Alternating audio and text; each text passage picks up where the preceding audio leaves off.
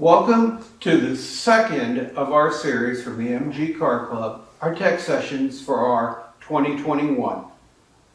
This time we're going to talk about safety in the shop. I want to talk to you about how you can work in a shop, not injure yourself, make your family happy, and have a successful time playing or rebuilding or just servicing your MG. First, we're in a wonderful facility again, back hosted again by our same friend who has the heated garage we're never going to leave. We want you to know that the average garage is 20 by 22 feet now. That gives you room to park 2 cars in conveniently. If you have more than a 2-car garage, you're probably lucky. If you have a separate garage, you have separate things you need to consider. First, let's realize that anytime you work on a British vehicle, the size of a sports car, by the time you start work on it, it will take 2 spaces. Now, try to convince your spouse she doesn't want to park inside. It's difficult, might be doable, doesn't go without friction. Now, we want you to think about a couple things that you can do. First off, you're generally going to only be working when the weather is good and when you have the time. That means the majority of the time you'll have storage as your issue. Now, one of the great saving things for all of us is the ability possibly to get your 2 family cars in the garage and your restoration project in the garage across the front of the garage sideways until you need it. You can move the family cars out, pull your car out, and work on it, return your car to its position, and probably ensure domestic tranquility. I'd like to point out, down on the floor, that we have one of the things which has made my life easier and would help you. That's a Harbor Freight wheel dolly. They sell for about $80 on regular price a pair. 2 of them will allow you to pick up the drive wheels of the car, put those on the rollers. The front wheels will turn independently of each other, and you can roll your car into position on a clean garage floor and move it sideways across the front. Your automobile is probably 18 to 20 feet long. You have some room in the front. 4 dollies give you the chance to move the car in circles. And remember, they'll work on smooth but flat surfaces outside. I would imagine it would be embarrassing to have your car go down the hill on 4 Harbor Freight stands. Now, the step up from those, and you'll find similar products, is a product that used to be available only under the brand name GoJack, which is a device that fits around the wheel. You can pump on a mechanical jack. It will lift the car up, and then it becomes able to be rolled conveniently anywhere you want.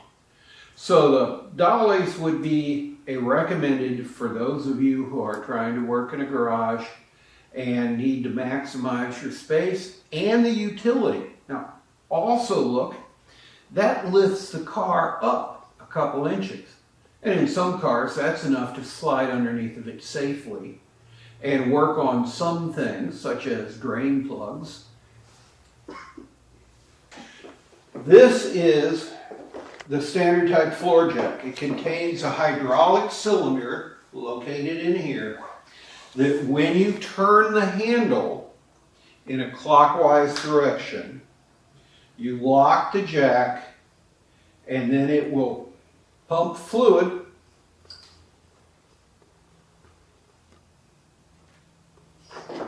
into the cylinder, which raises the front of the jack. Now, are you left-handed or right-handed? Because it makes a difference with this, and it's something I warn you about. Remember, this tightens going clockwise. And if I put my right hand on this and I follow my motion down, As I push down, I hold pressure against the release mechanism. If I'm left-handed and I push down, then there's a chance that I loosen that stop and the jack comes down. If you are left-handed and using this type of floor jack, please make sure you use two hands on the handle, because you can, of course, release the jack before you expect it to happen. If you are underneath the car placing stands and the jack isn't enough, slide out, get clear. Don't try and push the handle with anything other than your hand, because your action may hit this handle and release it. And I've done that. So you want to be exceedingly careful with this. Now, buying one of these is oftentimes what we think we want to spend. Good floor jacks will give a lifetime of service. Bad floor jacks are a danger to work with. You want to look at how high this will lift. If you're doing something like working on a gearbox on a car, and your jack will not go high enough to allow you to get the transmission down and out, you're going to have to find a way to lift the car higher. That's generally with something on top of that jack to give you the extra reach you need. If you're using lower jack stands, that may be all right. If you're only changing oil or doing brake work, please feel that's satisfactory. As I've gotten older, I like the ones that don't weigh as much, and that's a concern. Throwing out a safety thing to you, this has a wonderful pad on it. It also has raised areas here. If you're working on some cars, and particularly pops to mind a cross member on an MGB, you can put that on, and there's a possibility that that jack may slip. Now, we want to try to prevent that, so we have other things we want to use. And one of the things that's good to use is to chock the wheels, and we'll show you a wheel chock in a little bit. Another consideration with the jack is, of course, will it go underneath your car? And we're looking at this jack as it's down, and you'll take and see that this jack will go down to about 3.5 inches. That's probably suitable for most British sports cars, including Lotuses of all things. Now, as we pull back on the jack, and I'll use the tape as a pointer, remember we have our pad here. Give you the caution if you're working on a TD, do not pick it up by the rear axle, because the drain plug's in the center, if I recall. Come back over here, we have a piece of foam rubber put around the shaft. You'll notice the shaft can come apart for storage. This will prevent the jack handle from hitting the bumpers on your car and maybe causing body damage. All right, now we're looking at jack stands. And to be honest with you, until COVID, jack stands were the real headline of 2020. Harbor Freight had a recall on jack stands. Now, tell you about jack stands first off. A lot of us go in looking at jack stands by how much we want to spend, not by what we want to hold up. Wrong approach. This jack stand is probably one of the more classic designs, welded up. You'll see that it has a height probably of about 14 inches right now. And it's rated on the side at 3 tons. If you look at some of the jack stands available now, and I checked a pair of small ones out that I had purchased and were not on the recall from Harbor Freight, they were rated at 1,500 pounds each. An MGA is about 2,300 pounds. 4 jack stands rated at 1,500 pounds, of course, equals more than what an MGA weighs. If you were to take and use this jack stand on a four-wheel drive Chevrolet pickup truck at 4,500 pounds, it might be strained. If you were to use it on a 6,000 pound Rolls Royce, you're probably much over the capacity of the jack stand. Now, cost of jack stands goes up as they get higher in their capacity. If you take a look at a larger jack stand, rating on this one is 6 tons. That's 12,000 pounds. It begins at about where that last jack stand ended. So your jack is going to have to be taller in order to use it. It's going to be able to support more weight. It supports the weight on a lever that goes in on these teeth.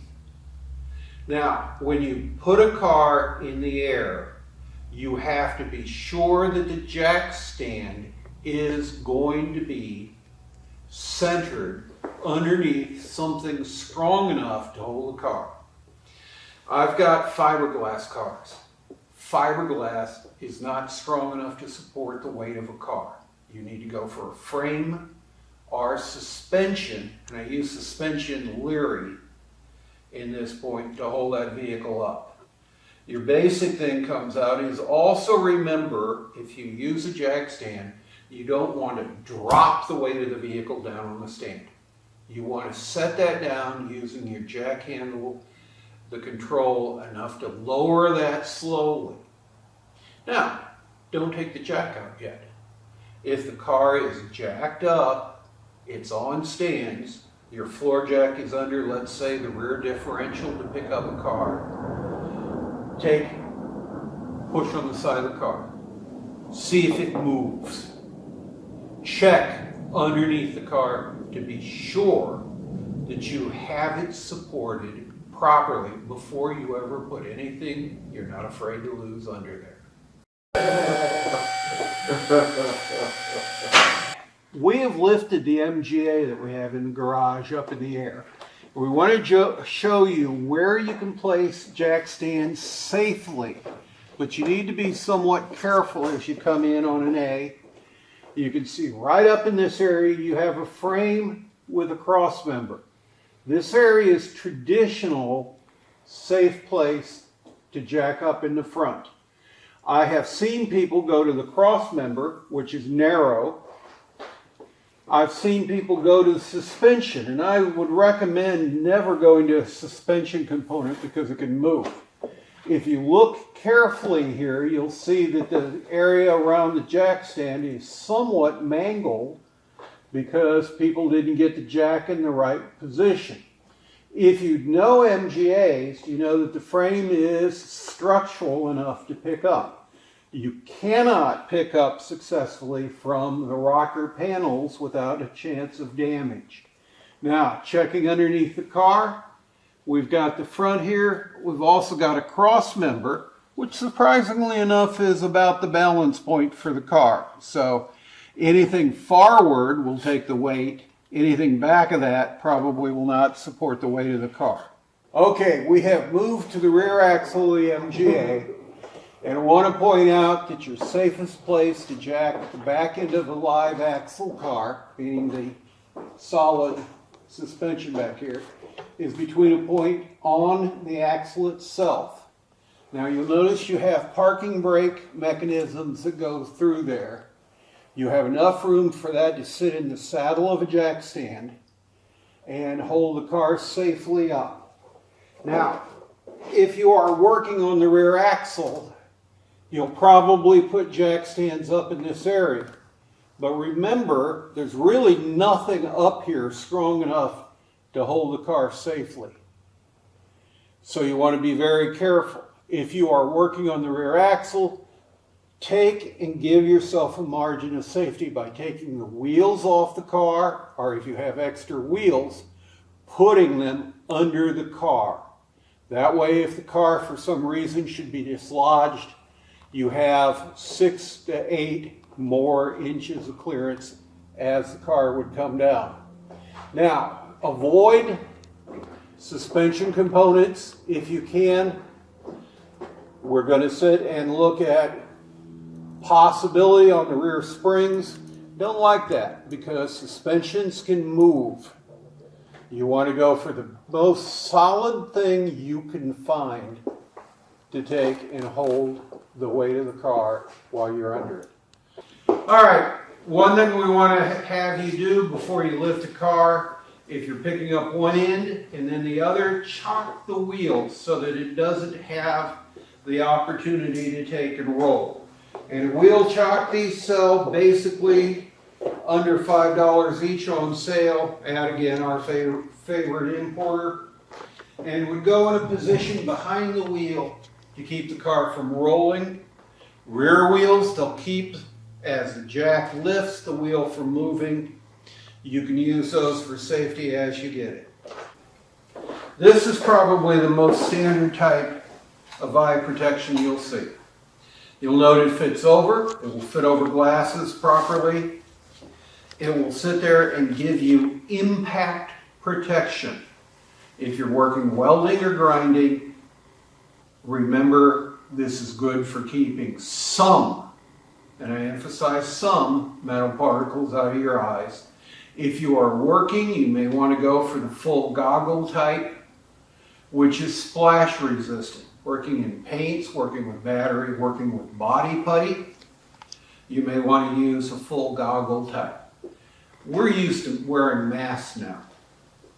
And I thank all of you who wear masks regularly, but you know that there's somewhat of a pain. If you're working with volatile vapors or excessive dust, and that's spelled body work, you want to take and have an effective mask.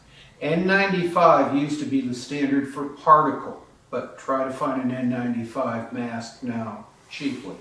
Very tough to do. Try and find a vapor-resistant respirator now if you're going to be doing any painting. Some of the newer paints are deadly. Inhalation will cause cardiac and respiratory failure. If you have any doubt about your ability, your desire, don't do those things. We have professionals that can do that. Now also, you're going to make noise.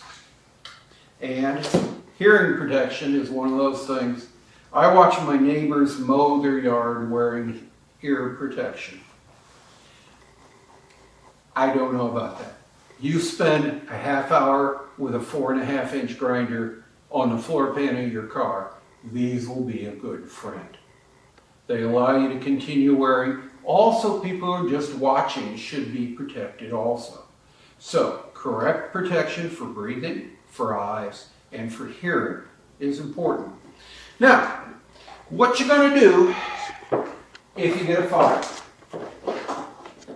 The obvious thing is, it would be good to have a fire extinguisher. Now, depending on what you're doing in your garage, if you're welding, get more than one of these. Also, if you are welding on your car, you have a way to get the car out of the house. Frankly, a very nice MG could be bought for about the same as a brand new Hyundai or Kia. You can't buy a house for that. I've had kids in my class catch cars on fire that we simply pushed outside because burning in an $8 million building, 1968 prices, didn't seem like what to go. Fire extinguishers come in different classifications. There are different types. You're looking for a fire extinguisher that will put out a chemical fire, usually a Class C. Class C fire extinguishers are available for anything from $10 to $40. It is cheap insurance. How much on your car can you fix for $40? How much can you get a doctor to do for $40? So you get your choice. Using one of these has a technique that's a little different. If you have a fire, you want to approach it from the front low and go into the fire. If you're using just water, you generally sprinkle the entire area down trying to dampen the fuel. These work a little different. Be familiar with how your fire extinguisher works. Now, somewhere in your garage, you should have a plan that if your neighbor comes over, finds you in distress, they know to call 911, they know your address, they know who to call. That could be a clipboard. If you have a phone, that's it. If you're working in your garage by yourself, or you have family that might be doing other things, you may want to make sure you have your cell phone handy. Shop manual will generally tell you the procedures that the British used on right-hand drive cars, written in a different form of English. But you'll notice one thing.